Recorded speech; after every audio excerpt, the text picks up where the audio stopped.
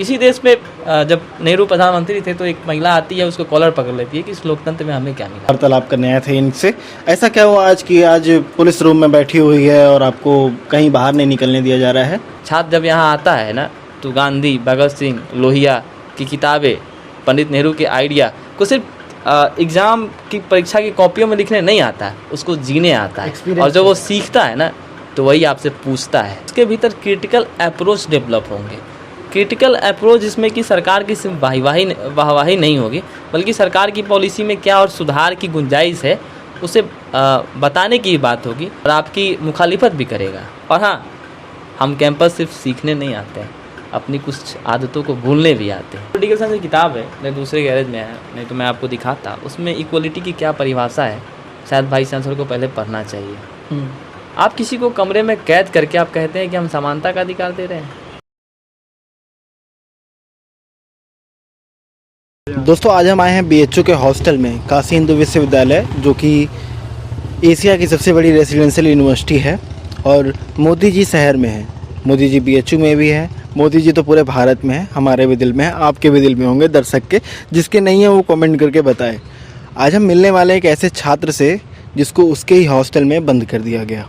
मोदी जी आए हैं और उसको बंद कर दिया गया। मिलते हैं और जानते हैं कि ऐसा क्या उन्होंने किया कि उनको बंद कर दिया गया। ये हॉस्टल है, हॉस्टल का नाम है राजा राम और हम चलने वाले हैं हॉस्टल के अंदर। और हम लगभग हॉस्टल के इस गलियारे में चलते हुए जा रहे हैं। आप देख सकते हैं इधर पूरा हॉस्टल दिख रहा है और यहाँ पे लड़के को हाउस अरेस्ट किया गया है। हम पूरी बातें करेंगे और आपको सब कुछ बताएंगे, डिटेल में बताएंगे। कमरा नंबर 101, NSUI का पोस्टर भी लगा हुआ है और अंदर बैठे हुए हैं भाई साहब। भाई साहब, क्या नाम है आपका? मेरा नाम रोहित है और मैं यहीं से मैं इकोनॉमिक्स का छात्र हूँ। छात्र हैं आप यहाँ पे। NSUI से आपका क्या संपर्क है? ये बाहर लगा हुआ है पोस्टर NSUI, अंदर गांधी जी भी लटके हुए हैं। सबसे पहले हमारा संबंध गांधी से है। जिस गांधी ने देश को आज़ादी दिलाई, जिस गांधी ने सत्याग्रह का मार्ग दिखाया, जिस गांधी ने हमें अहिंसा और असहयोग के सहारे देश की राजनीति को कैसे बदला जाए उसको सिखाया। उसके बाद उसी की अनुयायी, उसी की आनुशांसिक एक छात्र संगठन है NSUI, जो कांग्रेस के स्टूडेंट विंग है, उससे जुड़ने का मौका मिला।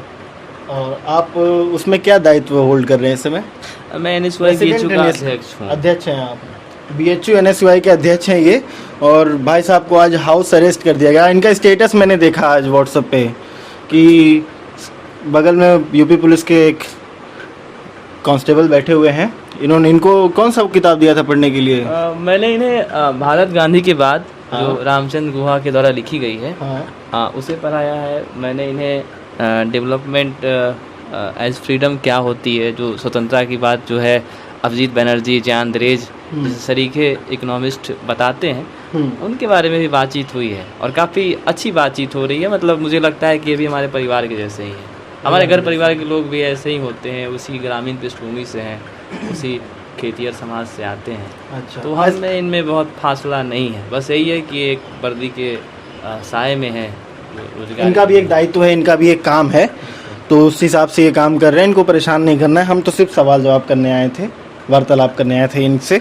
ऐसा क्या हुआ आज की आज पुलिस रूम में बैठी हुई है और आपको कहीं बाहर नहीं निकलने दिया जा रहा है? देखिए, जब मैं सुबह उठा तो गेट नॉक हुई, मुझे लगा कि अखबार वाले होंगे। तो मैंने जब गेट खोला तो भाई साहब आए। उन्होंने कहा कि आज क्योंकि प्रधानमंत्री बनारस के भीतर है, इसलिए आपको कहीं नहीं जाना है, कहीं नहीं जाना, आपको हाउस अरेस्ट किया जाता है। तो मैंने कहा अरे यार ऐसा क्या है, मतलब कि मुझे पढ़ने लिखने होते हैं, कई सारे एग्ज़ाम है हमारे, UGC नेट की एग्ज़ाम लग रही हुई है। अच्छा। मैं अभी भी जब बैठे हुए हैं तो मैं कोशिश कर रहा हूँ कि कुछ पढ़ता रहूँ। नॉर्मली आम दिनों में होता है कि दिन में हम लोग जो है आपस में डिस्कशन करते हैं, लेकिन आज पुलिस के डर से हमारे दोस्त भी नहीं आए, शायद वो मतलब सहमे हुए हैं। वो पुलिस के डर से? यूपी पुलिस से इतना डरती क्यों है जनता? यूपी पुलिस ने पुलिस से ही पूरा जनता, प्रशासन से क्यों डरती है इतना जनता? भाई साहब बताइए, आप ही बताइए, उनसे हम नहीं पूछेंगे। देखिए, पुलिस पब्लिक फ्रेंडली होना चाहिए था, क्योंकि पुलिस का काम सिर्फ सरकारी हुकूमतों का जो सरकारी फरमान का जो है ना आंख बंद के पालन करना ही नहीं है। पुलिस का काम जनता के अधिकारों की रक्षा करनी भी है, जनता की स्वतंत्रता के साथ जो है कैसे उसको और स्पेस मिले, इसके बारे में भी सोचने का है। लेकिन आज जो हमारे समाज में माहौल है ना पुलिस को लेके, पुलिस को हम दोस्त कभी समझ नहीं पाते, क्योंकि पुलिस हमारे साथ सहज नहीं है। अगर जिस दिन पुलिस सहज हो जाएगी ना, उस दिन आधे से अधिक अपराध जो है सोसाइटी से ख़त्म हो जाएंगे। हम थाने जाने से डरते हैं। इस देश का लगभग 90% तबका जो है थाने जाने से डरता है। आखिर कौन सी कारण है? मतलब लोग बोलते हैं प्रशासन अगर पब्लिक की दोस्त हो जाएगी तो पब्लिक कोऑपरेट नहीं करेगी काम में उनके, ऐसा उनका प्रशासन का कहना है, इसलिए वो प्यार नहीं दिखाते हैं, प्यार नहीं करते हैं पब्लिक से। तो क्या प्रशासन मतलब किसी भी व्यक्ति के लिए, किसी भी नागरिक से दुश्मनी करके चलाना चाहती है लोकतंत्र को? क्या पुलिस का काम जो है डराना है, या पुलिस का काम उनसे आपसी सामंजस्य के साथ उन्हें बताना भी है कि लोकतंत्र क्या है, पुलिस के अपने अधिकार क्या है और जनता की क्या ड्यूटीज़ है, जनता के अधिकार क्या है? क्या ये सामंजस्य होकर नहीं चल सकता? क्या इस लोकतंत्र जो पुलिस का अपना जो कोड है, क्या उसमें नहीं लिखा गया है? तो ये चौथी बार हुआ है जब भाजपा सरकार मोदी जी यहाँ पे आए हैं और आपको डिटेन कर लिया गया। ऐसा पहली बार तो नहीं हुआ। पिछली बार मैंने सुना था कि आयशा या BCM का कोई लड़का था, पकड़ करके उसको बहुत मारा पुलिस ने लंका थाना में बंद करके। ऐसा ये आपके साथ ये पहली बार हुआ है कि ये बार बार हो चुका है? देखिए, पुलिस खासकर सरकार जो वर्तमान की जो भाजपा की सरकार है, उसकी सोच में कहीं ना कहीं है कि अगर हम डरा धमका देंगे ना, तो हम हो सकता है आगे से जो अपनी एक्टिविटी मोमेंट को बंद कर देंगे। वो एक्टिविटी जिसमें हमारा मूलभूत सवाल है, एक सवाल है कि आखिर कौन से कारण है जो CAPF की 1 लाख वैकेंसियाँ आपने रोक के रखी है, रेलवे की 2,66,000 वैकेंसियाँ आपने रोक के रखी है, तीनों सेनाओं को मिला दिया जाए ना, आज अग्निवीर पे बहुत चर्चाएं चल रही है, तो 2.5 लाख से अधिक पद उसमें खाली है। और सारे पुलिस विभाग इवेन जिससे हमारे भाई साहब आते हैं, अगर सारे राज्यों की पुलिस की वैकेंसी मिला दिया जाए ना, तो 5.5 लाख से अधिक होते हैं। कुल मिला के सारी सेंटर की जो वैकेंसियाँ है ना, उसमें 68,60,000 से अधिक वैकेंसियाँ जो है रिक्त पड़ी हुई है। तो आखिर इन जो मूलभूत सवाल हैं हम उठा रहे हैं, अपनी ही सरकार से उठा रहे हैं, जिसे इस देश का युवा ने चुना है, जिसको बहुत उम्मीदें थी, आशा थी, और आपने वो आशा दिलाया है। आपने कहा है ना कि 2 करोड़ रोजगार हर साल मिलेंगे। मैं झूठ तो नहीं बोल रहा हूँ ना, पूरा देश मैनिफेस्टो में लिखा है उन्होंने, पूरा देश जान रहा है ना। आखिर तो उसी बात को जब हमसे पूछ रहे हैं हम उनसे कि हमारा रोजगार कहाँ है, आखिर इतनी वैकेंसियाँ क्यों खाली पड़ी हुई है, तो फिर इतना डराने धमकाने की बात कैसे करें? अपने विश्वविद्यालय को बचाने की लड़ाई लड़ रहे हैं। वो विश्वविद्यालय जहाँ 2014 से पहले आप देखेंगे तो 2500 के अधिक किताबें आते थे लाइब्रेरी में, आज 793 हो गया है। उसमें भी किताब के शक्ल में जो है कूड़े में फेंके जाने वाले पन्ने टाइप की किताबें हैं, जो कि पढ़ने लिखने लायक भी नहीं है। उसकी कीमत 4-4 हज़ार रुपये है। आखिर कहाँ घोटालेबाजी की जा रही है? तो इस सवाल को पूछना क्या गलत है? बिल्कुल बिल्कुल। ये सब चीज़ें कोई नहीं जानता। लोग आते हैं 3 साल 4 साल 5 साल यहाँ पढ़ते हैं, चले जाते हैं, इन सब चीज़ों पे उनका नज़र भी नहीं जाता, क्योंकि उनकी रिक्वायरमेंट पूरी हो रही है। लेकिन कोई दूसरा व्यक्ति है जो सबके साथ खड़ा है, किसी चीज़ों पे काम कर रहा है। तो ये आज पूरा कब से ये बैठे हुए हैं आप यहाँ रूम में? मैं सुबह से ही बैठा हूँ। सुबह से आप यहाँ पे आ गए हैं? ड्यूटी एक अकेले सिपाही की ड्यूटी यहीं पे लगी हुई है सर, यहीं बैठे हुए हैं। कुछ परेशान नहीं कर रहे हैं आपको? छोटे भाई हैं। बिल्कुल, तो मैं भी मानता हूँ कि हमारे बड़े भाई हैं। ये जो नया स्कीम निकला है जिसके लिए आप आए हैं, मतलब मोदी जी आए हैं, अखिल भारतीय शिक्षा समागम, क्या चीज़ है ये, कुछ बताएंगे? देखिए, इस विषय में बेहतर तो मोदी जी ही बता पाएंगे कि आखिर उन्होंने शिक्षा की क्या व्यवस्था बना रखी है, क्या दुर्दशा कर दी है। आज Malviya post doctorate Malviya fellowship की बात हो रही है, जिसमें BHU के द्वारा पैसे फंड जनरेट करना है, और BHU से ही BA MA PhD किया हुआ छात्र उसके लिए एलिजिबल नहीं है।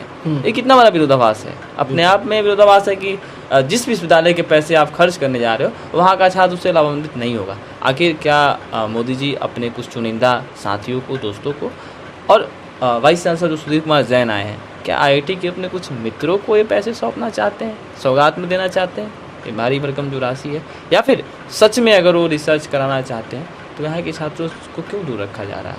लेकिन स्कीम पे स्कीम तो वाइस चांसलर खोले चले जा रहे हैं, इनके नाम पे उनके नाम पे सब स्कीम पे स्कीम लॉन्च हो रही है, फिर भी आप ऐसा क्यों बोल रहे हैं? देखिए, स्कीम पे स्कीम लॉन्च होता और उसकी सार्थकता तभी होती ना जब वो छात्रों तक पहुंच पाती। इम्प्लीमेंट वाइस चांसलर BT पे खड़े होके ओपन टॉक में कहते हैं कि यहाँ एक ढाबा होना चाहिए, लेकिन उस दिशा में काम नहीं करते हैं। उस पर आज तक आप देखिए महिलाओं के मुद्दे पर उन्होंने कहा कि हमारी प्राथमिकता में है कि लड़कियां कैसे जो है हॉस्टल के में जो रहने वाली लड़कियां हैं वो कैसे लाइब्रेरी को एक्सेस कर पाएगी। लेकिन आज तक क्या हुआ? 3 महीने से क्या सिर्फ कमेटियां बन रही है कि क्या भाषणबाजी हो रहा है? वाइस चांसलर ने कहा कि ओबीसी हॉस्टल के जो ग्रांट से ओबीसी ग्रांट से जो हॉस्टलें बने हैं ना उस पर भी ओबीसी आरक्षण हॉस्टलों के जो आवंटन है उसमें लागू होगा। आज तक क्या हुए? नहीं होगा। तो जब आप सिर्फ भाषण वीर बन जाएंगे ना आदरणीय प्रधानमंत्री नरेंद्र मोदी जी की तरह, तो यहाँ का छात्र आपसे सवाल पूछेगा। और ये सोशल साइंस तमाम तरह के यहाँ पे छात्र पढ़ने आते हैं। ये कोई मशीन जनरेशन प्रोग्राम नहीं है। छात्र जब यहाँ आता है ना तो गांधी, भगत सिंह, लोहिया की किताबें, पंडित नेहरू के आइडिया को सिर्फ एग्ज़ाम की परीक्षा की कॉपियों में लिखने नहीं आता है, उसको जीने आता है। और जब वो सीखता है ना तो वही आपसे पूछता है। ज़्यादा पढ़ लेने से लोग जवाब सवाल करने लगते हैं। ज़्यादा पढ़ना नहीं, मैं तो चाहता हूँ कि जो हमारी समय है, जो हमारी कलम की स्याही है वो हमारे नोटबुक पे खर्च हो, हमारे तैयारियों पे खर्च हो। लेकिन ये सरकार नहीं चाहती। आखिर बताइए ना कि अगर बंधक नहीं बनाया हमें तो मैं लाइब्रेरी जाता। हो सकता है मैं अपने डिपार्टमेंट के शिक्षकों से चर्चा कर रहा था। जैसा मैंने बताया कि मैं रोज़ अपने दोस्तों के बीच बैठता हूँ और उनसे प्रीवियस ईयर का क्वेश्चन लगाता हूँ। मैं अपने बैग को दिखाऊँ तो आपको दिखेगा कि हम लोग कैसे जो है प्रीवियस ईयर क्वेश्चन की चर्चाएँ करते हैं। आखिर पढ़ाई लिखाई करने वाले से बाहर निकल करके आखिर ये पूरे के पूरे मेरे प्रोग्राम को कैसे डिस्टर्ब किया गया? अगर मेरी 1 नंबर से अगर किसी चीज़ की परीक्षा रुक जाएगी तो मुझे कितना दुख होगा। कोई साथ देने नहीं आएगा। फिर एक तो रोजगार की इतनी क्राइसिस है, आदमी जितनी लाइब्रेरी की सीट होती है उससे ज़्यादा मैगजीन पढ़ जाता है और आखिरी में जब एग्जाम देने जाता है तो हमारे साथ के लोगों का ही बताया जाता है कि यार पेपर लीक हो गया, एग्जाम कैंसिल हो जाएंगे। वो लीक जो है ना, लीक नहीं है, पेपर बेच दिया जा रहा है सरकार के माध्यम से। तो कहीं ना अब छात्रों में भी, युवाओं में भी वो आक्रोश है जो दिख रहा है। और हम तो झंडा को जीने वाले लोग हैं सर। और जो झंडा जो तिरंगा की पूरी तरह से 50 सालों तक विरोध करते रहे हैं ना, वो कैसे इस देश के युवा को अपना पाएंगे? आज कहीं ना कहीं उनसे एक बड़ा सवाल है। बहुत बड़ा सवाल है ये। अब BHU के वाइस चांसलर जो नए आए हैं, IITians हैं, थे, डायरेक्टर भी रह चुके हैं, उन्होंने बोला कि ये जो 5 बजे सुबह तक लाइब्रेरी खोली जा रही है, साइबर लाइब्रेरी, तो मैंने उनसे पूछा, वीटिप मिले कि लड़कियों के लिए क्या सुविधा है, लड़कियां कैसे लाइब्रेरी अटेंड करेंगी जब 10 बजे गेट बंद हो जाता है उनका। तो उनका कहना था कि हॉस्टल में ही कॉमन रूम होता है, कॉमन रूम में कंप्यूटर्स रख दिए जाएँ, वाईफाई मुहैया करवा दिया जाए। वो साइबर लाइब्रेरी बन गया कि नहीं बन गया? क्या ये चीज़ सही है? इम्प्लीमेंट कहीं हुई अभी तक? देखिए, हमें लगता है कि उनके जवाब बहुत छोटे थे या फिर किसी दबाव में जवाब दे रहे थे। हम कई सारे पॉलिटिकल साइंस की किताब है, मैं दूसरे गैरेज में है, नहीं तो मैं आपको दिखाता। उसमें इक्वलिटी की क्या परिभाषा है, शायद वाइस चांसलर को पहले पढ़ना चाहिए। आप किसी को कमरे में कैद करके आप कहते हैं कि हम समानता का अधिकार दे रहे हैं।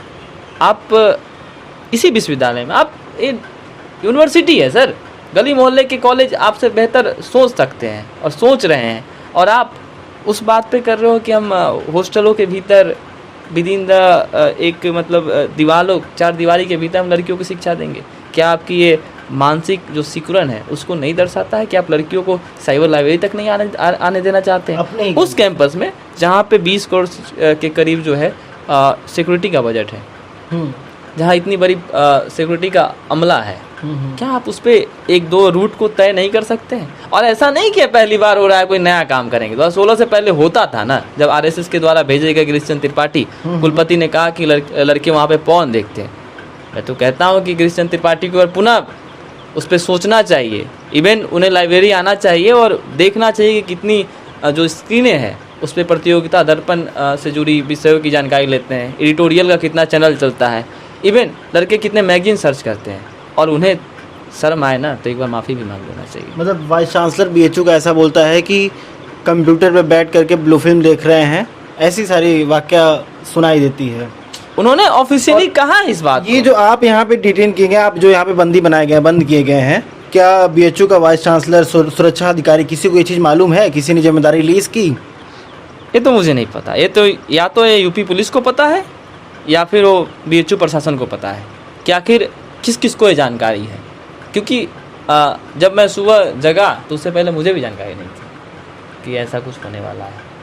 और हमने इसीलिए रात को जो है मैंने 2 बजे के करीब सोया ही था, तो मैंने कल क्या क्या करना है उसकी शेड्यूल बना रखे थे, मुझे कब क्या पढ़ना है। लेकिन उसके बाद मैं पूरी तरह से डिस्टर्ब हूँ, लिटरली मैं डिस्टर्ब हूँ। मतलब यहाँ का एक करिकुलम है, छात्र यहाँ पे धरने पे बैठता है, किसी चीज़ का विरोध करता है, वो चीज़ें सही भी होती हैं, इम्प्लीमेंट भी होती हैं, पास भी होती हैं। ये नहीं कि नहीं मंजूर नहीं होता है, हर धरना बेवकूफ़ी की वजह से ऐसे ही कर दिया जाता है, इंटरटेनमेंट के लिए कर दिया जाता है, नहीं, किसी न किसी कारणवश कोई न कोई स्टेप लिया जाता है। और यहाँ के छात्रों को पकड़ करके पुलिस काफ़ी मार मारती है। ऐसे एग्जाम्पल्स हैं। आप अगर घूमेंगे ना, ये माइक और कैमरा हम हटा दें तो आप जाएंगे जब सोसाइटी में बीएचयू के कैंपस में घूमेंगे तो ऐसे एग्जाम्पल मिलेंगे।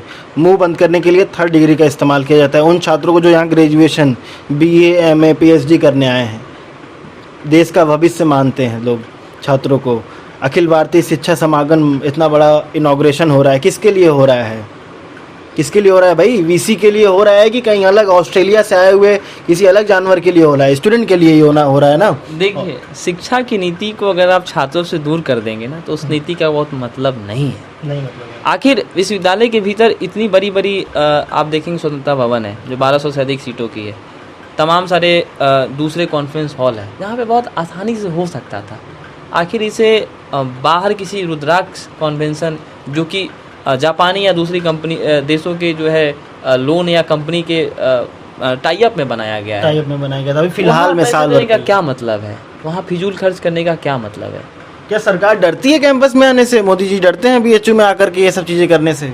देखिए, अंग्रेजी हुकूमत भी डरा करती थी। जब एक अंग्रेजी हुकूमत जब सोचती थी ना कि हमारा सत्ता का जो सूर्यास्त है वो कभी होता ही नहीं है, वो भी कैंपस आने से डरती थी। वो भी और कैंपस के छात्रों ने ही कई बार यहाँ की सरकारों को बताया है, अपने लोकतांत्रिक अधिकारों को जवाब दिया है, क्योंकि यहाँ का छात्र साक्षर नहीं होता है, शिक्षित होता है। 100% आबादी जो है शिक्षित है। और एक बड़ी जो है ना आप कह सकते हैं कि इंट्रेंस को क्वालिफाई करके आता है। मैं जिस कोर्स में पढ़ता हूँ ना वहाँ 15 स्टेट के बच्चे पढ़ रहे थे। आप समझ सकते हैं कि कितनी डाइवर्स है, कितनी डाइवर्सिटी को हम जान रहे हैं, क्या क्या आंदोलन को जान रहे हैं, चाहे वो झारखंड का बिरसा मुंडा का आंदोलन हो, गांधी का आंदोलन हो, नेहरू का आंदोलन हो, और तमाम सारे लोगों से आदमी रूबरू है। तो कैंपस में पुलिस और सरकार हमेशा डरती रही है क्योंकि कैंपस आवाज़ पूछता है। कैंपस अपने लोकतांत्रिक बुनियादी सवालों के लिए जाना जाता है। और हाँ, हम कैंपस सिर्फ सीखने नहीं आते हैं, अपनी कुछ आदतों को भूलने भी आते हैं। वो आदतें जिसमें हम डरा करते थे कि कैसे जो है कोई SP है मैं उससे आंखें मिला के बात करूंगा, कैसे कोई मंत्री है मैं उससे आंखें मिला के बात करूंगा। एक कैंपस आपको ताकत देती है ना, उसे खड़े होकर उसे उंगलियां दिखाकर आप सवाल पूछो कि आपके अधिकार क्या हैं, आपने क्या गड़बड़ियाँ की, आपने फंड को कितना रिलीज़ किया, किस मद में रिलीज़ किया, आखिर क्यों इसमें कटौती कर रहे हैं। इन तमाम सारे बुनियादी सवालों को ना कैंपस पूछता है और कैंपस हमेशा अपने सवालों के लिए जाना जाता है। ये रही शिक्षित समाज की एक स्टोरी। और कैंपस में बहुत सारी सुविधाएं असुविधाएं दोनों चीज़ें, प्रोज एंड कॉन्स होते हैं, हर जगह होते हैं। ऐसा नहीं है कि बहुत खूबसूरत बहुत बढ़िया, हम आपको न्यूट्रल होकर के दिखा रहे हैं पूरा BHU। और अध्यक्ष हैं आप NSUI के, तो ऑन कैमरा इनसे थोड़ा सा रिक्वेस्ट करते हैं। मैं भी राहुल जी से मिल के आया। एक राहुल हैं, ब्लाइंड हैं।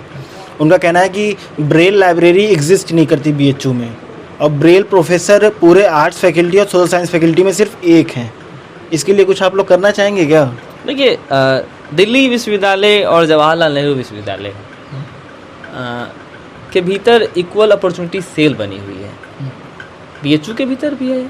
लेकिन हम लोग पिछले 1.5 सालों से लगातार विश्वविद्यालय प्रशासन से मांग करते रहे कि जो वहाँ की सुविधाएं हैं कम से कम आप उसको अगर बेहतर नहीं कर सकते हैं तो उसको इम्प्लीमेंट ही करा दीजिए।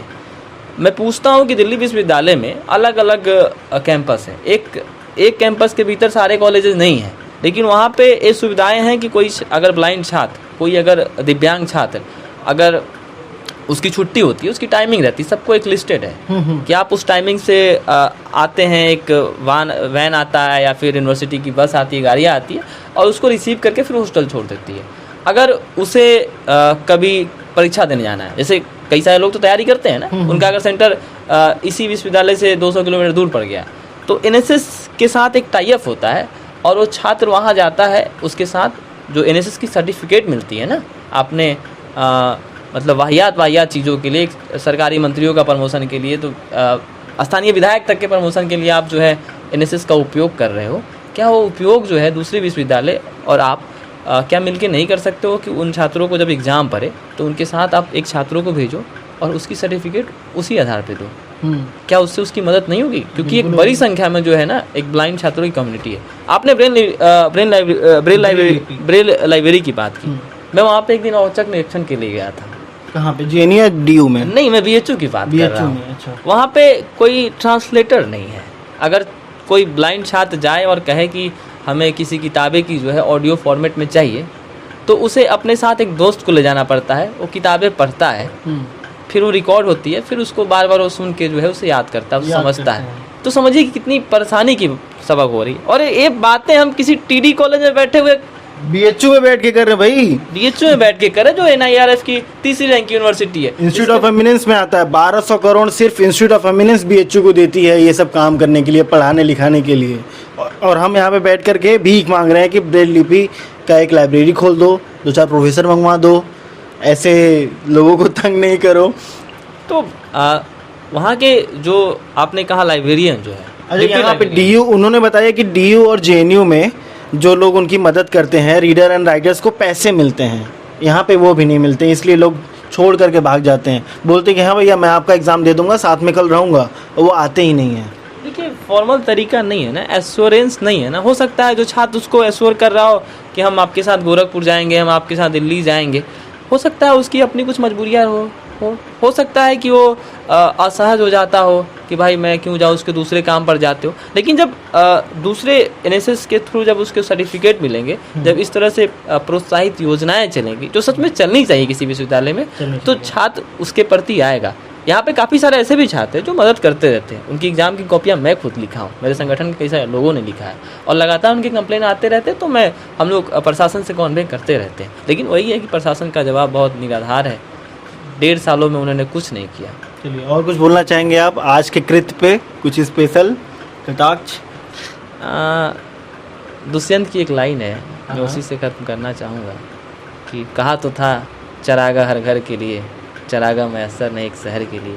आपने देश दुनिया में जाकर खूब सारी कही थी कि मैं इंस्टीट्यूट ऑफ एमिनेंस के नाम पे हज़ारों करोड़ दूंगा, मैं हर साल 2 करोड़ नौकरियां दूंगा। लेकिन हालात ये है कि यूनिवर्सिटी की जो ग्रांट मिलते थे आज वो लोन में तब्दील हो गए हैं। जिस हॉस्टल को मैंने 3200 रुपये में दिया, मेरा जूनियर 4,000 रुपये में दे रहा है, और आने वाली पीढ़ियाँ इसको 9600 देकर उसको गुनाएगी। तो आप समझ सकते हो कि रोज़गार का क्या हाल है, शिक्षा का क्या हाल है, छात्रावास के जर्जर होते हालातों पे क्या हाल है। विकलांग छात्र नीचे रहते हैं और वहीं से छज्जा गिर जाता है।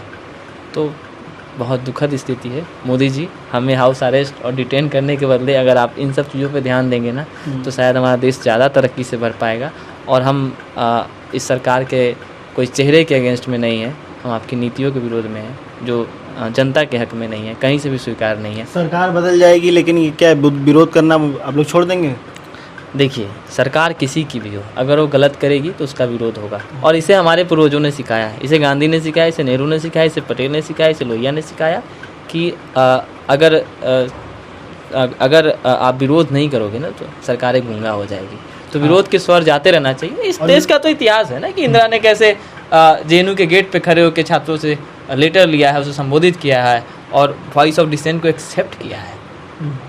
जवाहरलाल नेहरू कैसे समाजवादी आंदोलन में जाते थे, एक बार पुलिस लेके चले गए तो समाजवादियों ने उन्हें हड़काया तो उन्होंने पुलिस को बाहर कर दिया, फिर आए। तो ये देश उस सहजता का प्रमाण है। इसी देश में जब नेहरू प्रधानमंत्री थे तो एक महिला आती है, उसको कॉलर पकड़ लेती है कि इस लोकतंत्र में हमें क्या मिला। और नेहरू फिर बताते हैं कि इस लोकतंत्र ने तुम्हें एक प्रधानमंत्री का कॉलर पकड़ने का अधिकार दिया है, क्या कम है क्या।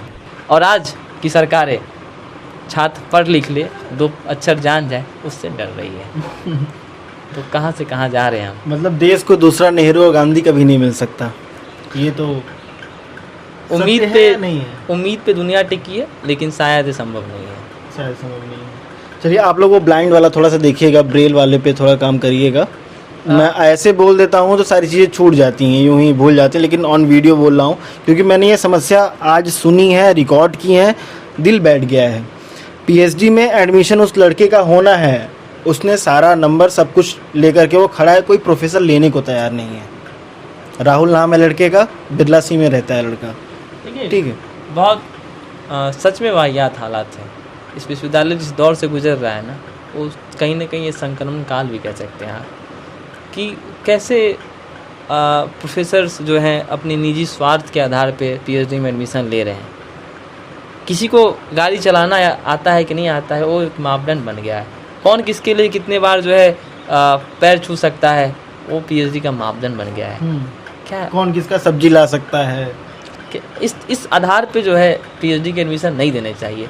आप सामाजिक न्याय का पालन कीजिए। इस देश में सच में बहुत गड़बड़ हो रहा है, वंचित तबकों के साथ बहुत गड़बड़ हो रहा है। और कहने को कई सारी बातें। हिंदी विभाग का टॉपर इसी हिंदी विभाग में जब असिस्टेंट प्रोफेसर के लिए अप्लाई करता है तो उसे ये कह दिया जाता है कि नॉट फाउंड सूटेबल, एनएफएस कह के उसकी सीट को खाली रख दिया जाता है, किसी की भी भर्ती नहीं की जाती है। तो कहीं ना कहीं ये कलंक है इस विश्वविद्यालय प्रशासन के ऊपर। और मैं आपसे आपके माध्यम से बीएचयू के साथ साथ तमाम सारे देश भर के छात्रों से भी अपील करता हूँ और उनसे ये वादा भी करता हूँ कि हमारा संघर्ष लगातार जारी रहेगा। इस पुलिसिया दमन से न हम डरे हैं, पहले हम गांधी के अनुयायी हैं।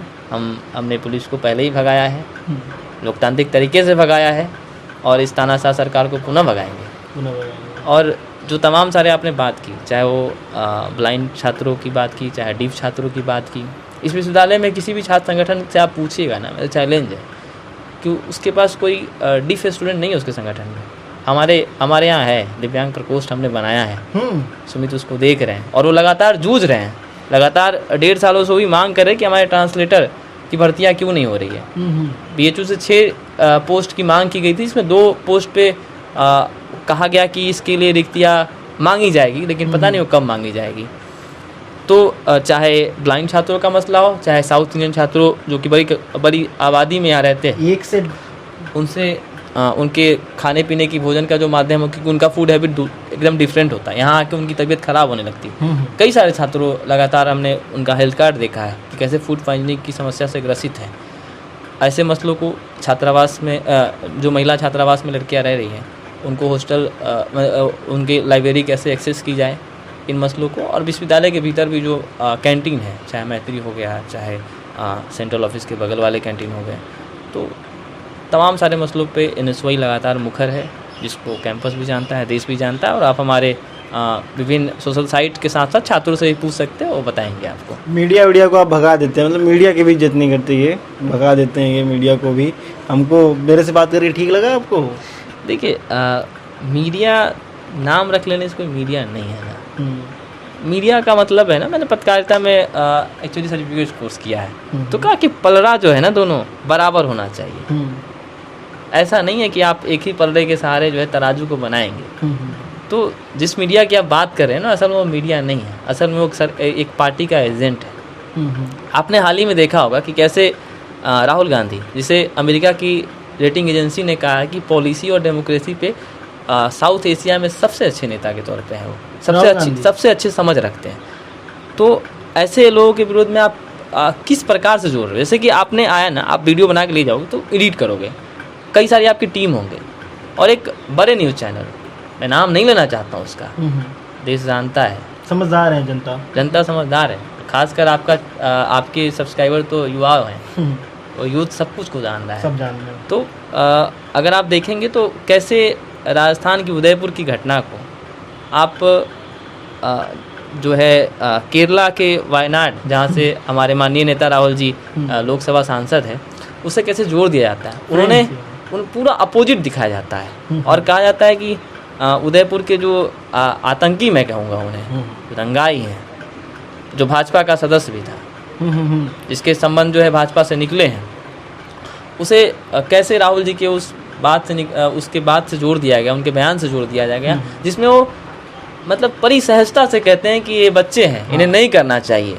और उसको ट्वीट भी किए हैं पढ़े लिखे बीजेपी के नेता लोग। राजवर्धन सिंह राठौर बड़े मंत्री रहे हैं, फिर से लोकसभा सांसद है, भाजपा के प्रवक्ता है, उन्होंने ट्वीट किया है, कई सारे अन्य मंत्री विधायकों ने उनके ट्वीट किया। तो ये फेक न्यूज़ की जो फैक्ट्री है ना, और हाँ, आपके माध्यम से मैं पुनः एक बार बताना चाहता हूँ, क्योंकि आप एक निष्पक्ष पत्रकारिता के लिए जाने जाते हैं, कि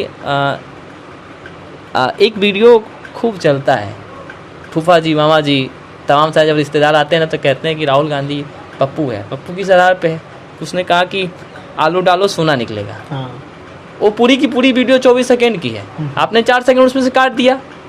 और फिर जिस बात को नरेंद्र मोदी ने कहा, सिर्फ राहुल जी ने उसको कहा कि ये नरेंद्र मोदी कह रहे थे और आपने उससे नरेंद्र मोदी को बना दिया। उस आधार पे अगर वाजपेयी राहुल गांधी को पप्पू कहते हैं तो सच में उन्हें स्वीकारना चाहिए कि देश का असली पप्पू कौन है और गप्पू कौन है। गप्पू के बारे में पूरा देश जानती है, अब पुनः बताने की ज़रूरत है। ये गप्पू ही नहीं है बल्कि ये फेंकू भी है, ये सिर्फ फेंकते रहते हैं, असल में इनके शब्दों से कोई मतलब नहीं है। और निष्पक्ष मैं आपसे एक बात और बोलना चाहूँगा कि ये जो छात्र होते हैं, स्टूडेंट होते हैं, वो नहीं BHU के बल्कि कहीं भी वर्ल्ड के कहीं भी किसी भी कोने में अगर वो छात्र हैं तो कहीं मैंने पढ़ा है कि छात्र को हमेशा सरकार विरोधी होना चाहिए, तभी वो कुछ सीख पाता है और कुछ कर पाता है, काम करा पाता है। जो छात्र पढ़ा लिखा होगा ना उसके भीतर क्रिटिकल अप्रोच डेवलप होंगे। क्रिटिकल अप्रोच जिसमें कि सरकार की सिर्फ वाहवाही नहीं होगी बल्कि सरकार की पॉलिसी में क्या और सुधार की गुंजाइश है उसे बताने की बात होगी। अगर कोई गलत पॉलिसी है तो उसे वापस लेने के लिए छात्र समुदाय विरोध भी करेगा और आपकी मुखालिफत भी करेगा। हम जी कहने नहीं आए हैं, हम इस देश को बनाने वाले लोग हैं।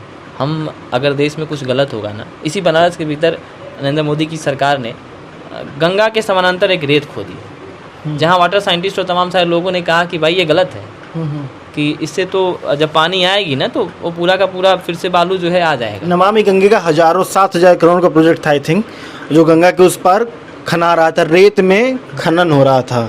उसमें लगता क्या लगने वाला था, एक फ्लाईओवर बनने वाला था वहाँ से लेकर। उसमें जो है एक कहा गया कि इसमें जो है मोती जो है ना, जो नदी के भीतर जो मोती का जो है मोती की खेती, मोती की एक तरह से खेती की जाएगी।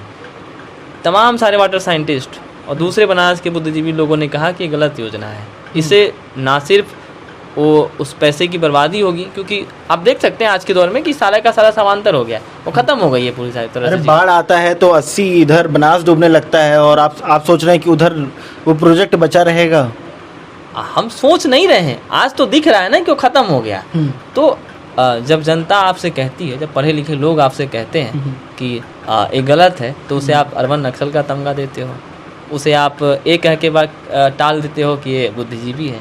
जब देश में आर्थिक क्राइसिस हो रही थी ना अभी, तो तमाम सारे चाहे अभिजीत बैनर्जी हो जिन्हें हाल ही में इकोनॉमिक्स में जो है आस्टो डफ्लोर के साथ और माइकल क्रेमर के साथ जो है नोबेल प्राइज़ मिला है, उन्होंने कहा कि दिक्कत डिमांड साइड से है, सप्लाई साइड से नहीं है। तो सरकार ने कहा कि ये तो कम्युनिस्ट हैं, ये तो पढ़े लिखे बुद्धिजीवी हैं, तो क्या ये मजाक है उस जनता के साथ जिसके लिए देश भर के बड़े बड़े अर्थशास्त्री सोच रहे थे। असल दिक्कत यह है कि सरकार को पता है कि बुखार तो है, लेकिन उसे ये नहीं पता है कि मलेरिया है कि टाइफाइड है। और दोनों गोलियां कभी मलेरिया में टाइफाइड की चला देती है, कभी टाइफाइड में मलेरिया की चला देती है। और यही हालत है कि आज अर्थव्यवस्था की क्या हालत है। लगातार आप गलत फैसले ले रहे हो जिससे कि ना जनता का भला हो रहा है, आपको मल्टीप्लायर का ज्ञान नहीं है कि कहाँ से जो है हम कितने पैसे इन्वेस्ट करेंगे मनरेगा जैसी योजनाएं में, जिससे कि हमारे देश में कंजम्पशन डेवलप होगा। मनरेगा जैसी योजनाएं तो अब धीरे धीरे लुप्त हो रही हैं। चीज़ें गांव में हमको तो नहीं लगता, लोगों से पूछो तो लोग जाकर के एक बिल्डिंग में काम करना पसंद करेंगे, लेकिन मनरेगा में काम करना पसंद नहीं करेंगे। ये सब सारी योजनाएं हैं सरकार की जो ग्राउंड लेवल पे चल रही हैं। और नमामि गंगे का जो प्रोजेक्ट था 1-1.5 साल पहले हमने ही अपने एक वीडियो में जिक्र किया था, 1 मिनट का। कोई एक पत्रकार मिले थे, सासू जी हैं, मिले थे, उनसे बात हुई थी। वो मैंने पूछा कहाँ जा रहे हैं, तो उन्होंने बताया ऐसी ऐसी बातें हैं। वो बात आज सत्य हुई हैं और राजस्व का बहुत बड़ा नुकसान भी हुआ है उस पर, हुआ तो होगा ही। और क्या कोई ये नीतियाँ बनाने से पहले कोई सोचता नहीं है? क्या सोच करके ये सारी चीज़ें बनाई जाती हैं? इन पे गहन चर्चा करने की आवश्यकता है। इस वार्तालाप से आपको क्या मिला, आप क्या बोलना चाहेंगे, ज़रूर कमेंट बॉक्स में लिखिएगा। मिलेंगे एक नए वीडियो में नए अंदाज के साथ, तब तक के लिए हिमांशु मिश्रा धन्यवाद बोलता है वीडियो देखने के लिए। जय हिंद, जय भारत।